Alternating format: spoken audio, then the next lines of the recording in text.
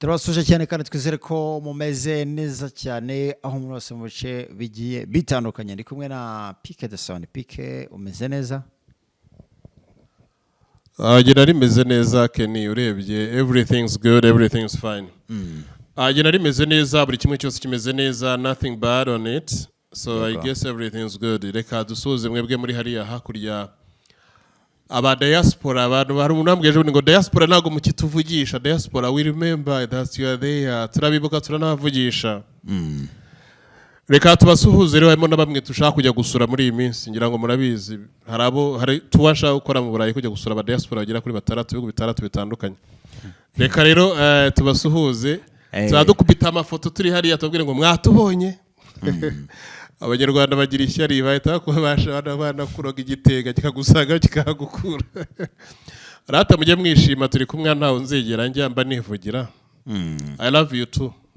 Yego, Pike rero twinjira mu kintu cyacu rajya ngo duhere ku gihugu cya Mali. Igihugu cya Mali gifitanye kirashaka kugira imikoranire hagati yacyo n'Uburusiya, ndetse bakaba bagiye kubaka ubwo uruganda ruzajya rutunganya zahabu, akaba ari uruganda ruzaba rukomeye cyane, ndetse uruganda ruzajya rutunganya toni zigera kuri 200 mu gihe cy'umwaka. Urumva ko ni ikintu kiza ku gihugu cya Mali, ndetse twabonye igihugu cy'Uburusiya n'undi kizana amaboko muri abice muri bya Sahel. Pike,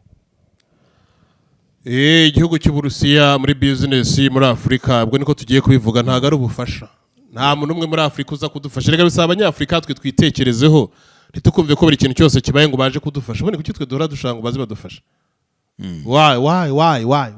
Why so? Kubera iki duhora dushanga ngo runaka azadufashe kubera iki? Ni business nabo barimo, kubera ko mu minsi ishize twari twarebye mu gihugu cya Burkina Faso, Burusiya bwari buri gucukura bugatanga 15%, ariko nyuma yo raising attention zimpande n'impande z'isi, barazamuye muri Burkina Faso, bazamuye bagera kuri 30%, kuri 30%, ariyo igihugu kizasigarana Abarusiya n'ibikoresho byabo byose bagatwara 70%. Ayo masezerano atandukanye nabereye muri Mali. Yego, ku itariki 28 z'ukwezi kwa gatanu uyu mwaka turimo, amasezerano yemereye ko Abarusiya bagomba kujyana branch ya company yabo ya ikorera hariya mu Burusiya. Ni company yitwa reka nyirebe, bayita Yadrani. yego, Ni Yadrani Refinery, ni y'Abarasha, igiye kujya gukorana partnership n'igihugu cya Mali mu gucukura ndetse no gutunganya zahabu, aho iki gihugu ubukungu bwacyo 10% bwari bushingiye ku mabuye y'agaciro, cyane cyane ku ngano ya zahabu. Ariko bikaba bigaragara ko zahabu muri Mali tabonekaga ku kigero kingana nk'igikenewe, kubera ko the last year umwaka urangiye bari babonye toni 50 zonyine. Hanyuma muri uyu mwaka ugezemo hano hagati muri ukwezi kwa gatandatu turimo ku itariki zitari zingahe ebyiri, bakaba bari bamaze kugira toni 51 yonyine. Nako toni barafite toni 10. Urumva byanga byumvikana, barafite toni 30. So rero bari guturumva niyo bakora n'ubundi andi mezi anga hasigaye bari kugira izindi 30 n'itari 60. So iyi company yitwa Yadrani igiye gutangira gukorana n'igihugu cya Mali mu gucukura ndetse no gushaka isoko ry'amabuye. Hanyuma Uburusiya buzajya butwara 38 akantu kumve neza, banayatunganya. Hanyuma batware 38 ku nyungu. Yego, bo bahirize 62. Hanyuma 62 igemo n'ibikoresho byo gukora n'ibindi byose, igihugu cya Mali gisigarane 30%. Igihugu cya Mali gisigarane 30%. Yego, ariko bazaba bahaye 62, ubwo bazabahereza 32 kubera ko byose bizayikorerwamo hariya. Hanyuma ibikorwa n'ibikoresho byose n'indi byose byangirika n'ibireparwa n'ibindi byose n'izindi maintenance byose igihugu cya Mali kizakibyishyura kungana ingana na 32%. Hanyuma 30% ari ijya muri leta aza nk'inyungu, azi general income, nk'inyungu nyine yabonetse, nk'umusaruro mbumbe wabonetse. Hanyuma igihugu cy'Uburusiya gitware 38%, nk'umusaruro mbumbe wabonetse nta na kimwe kindi gikuwemo. Nabyo ntago ari bibi nkurikije ko twayaga dusanga ntabyo turi kubona, ariko Uburusiya ntago buri muri Afrika kubera ko bwaje gutanga umusada w'ubuntu, nabwo buri muri business. Tunahiriye mu gihe cya Yevgeny Prigozhin, nawe gihe arimo arakora muri Afrika afite ingabo z'aba machineries z'aba hariya machinery babita ngo ikidi ko nanabibagiwe. Machineries n'ubundi oya mu kinyarwanda babita abacanshuro nagize ngo ni mu cyongereza oya nandi kuvuga mu ntuzi so nabo barazaga bakishyuza nta kugeza bakorera ubuntu batwaraga amabuye cyangwa bagatwara amadolari niyo mpamvu Yeguje Prigogine yari afite amadolari menshi cyane yagiraga n'agenda ajugunya no mu bikapu yabaga yakuye muri Afurika ngo bari kurinda umutekano w'abanyafurika ku banyafurika ubwabo ngo turi kwicana abanyafurika ku banyafurika twabaye gute so reka uno munsi tubirebe yenda mu ishusho y'uko Uburusiya hari icyo bwagerageje bitandukanye n'andi masezerano dufitanye ibihugu byo mu burengerazuba bw'isi byo hari uburyo bigenda biratuniga cyane ariko uko byatuniga kose ni hahandi n'ubundi nidashaka kubikuramo n'ubundi bazatumara rwose so rero ukoge impamvu rigamba ndi kubivuga nk'icyo gihugu gishobora cyo kuvuga ngo twebwe ntago dushaka ko muza gukora kampani iyo kampani muze muyikore tuyibagurire aho kantu kumve yego muze mukore iyo kampani mwubake izo refinery mutubwire ngo ibiciro bihagaze ubyumve neza bihagaze miliyoni cyangwa tiriyoni mu idolari babwire toke muduhereze imyaka 10 tuzabishyure muri iyo myaka 10 iyo refinery ikaba ari yacu twe dutwara inikamiri toto aho kantu ukumva neza ubwo ngo ntase umuntu mu gihe azajya atwara ibyo bintu umunsi mutumvikanye agahita atwara ibintu by'agapakira akabitwara ugasanga ugiye gushaka undi ngo muzongera gukorana ibyo numva byazabaho se uko uyu ngo ntimwumvikanye pakibye uyu ntimwumvikanye pakibye uyu ngo uramwirukanye uyu mushyize hano uyu yaragarutse undi aragiye ibyo se bazabivamo imyaka ibiri kugenda kandi abanyafurika turimo turasikigingira turi gusikigira rega Kenny kandi ibyo bihugu biri kudusahura bisanzwe binakizerega mu buryo bw'imibereho kuturusha ahubwo bigasanga kugira ngo bibeho neza kurushaho ari uko bigomba kurizavinga iby'iwabo bikabanza bigatwara ibyacu kuko twe ntago tuzabibakuraho ese baba twabakuraho guteze ariko Pique Julius Marema nawe yigeze uvuga ikintu gikomeye yarangije aravuga ati ibigaragara twe nta hantu turi cyase abanyafrika nta bice duherereyemo by'isi ntituri muri Amerika ntituri muri Europe ntituri muri Asia nta hantu hamwe duherereye ariko bo baraza mu mugabane wacu bakidagadura bakanashinga n'ama military base ye military base zabo kuzishinga ntago ari ikibazo ngo kuzana iyo miryango no gukora business wabo ibaze ko ari n'ikibazo uzakora business ahantu utigeze ujya se waca hehe ugera yose nyine wajya gukora business waciye ibyo nyine ubwawe kugira ngo ujye bari intambara urumva we wajya guca hehe ujye kuko tutabeshya nyine tukabeshya Marema yavuze ukuri ariko bandi bamubona nk'igiharamagara kubera ko ntagendera ku mabwiriza ntagerega buriya no mudepite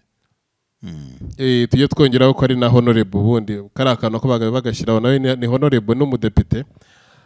Julius Marema wo muri South Africa yego abagerageje gukangurura urubyiruko rwo muri Afurika babereka ko bagomba kwirwanaho mu kugira ngo bahashye ibitekerezo bahoza mu bucakara by'abazungu cyane cyane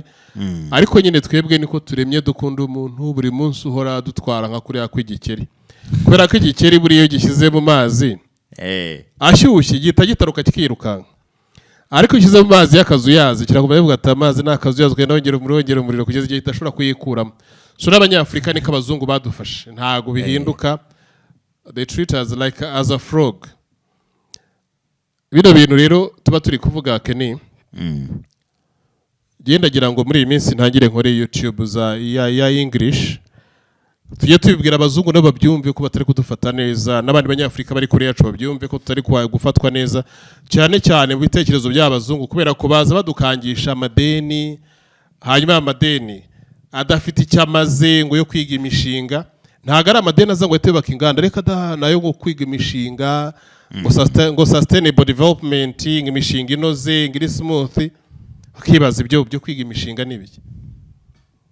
byagutangaza cyane ko abana benshi muri Afurika bamaze kugira icyo bita mechanical skills ariko it can never be developed bamaze kugira ubwenge bwo gukanika no kugira ariko ntago bushobora kuba developed ntago bushobora gutezwa imbere n'uwo butejwe imbere bahita bamujyana muri ibyo bihugu nyine byabo byo hanze akazagaruka yaramaze no kwangirika umwe ari umutinganyi undi utazi ibye yarabaye umusinzi se anywa mugo ukibaza ibintu wa undi runaka narinzi birabaje cyane ikiganiro cya Marire kanyirekeraho Uburusiya nabwo buri muri business muri Afurika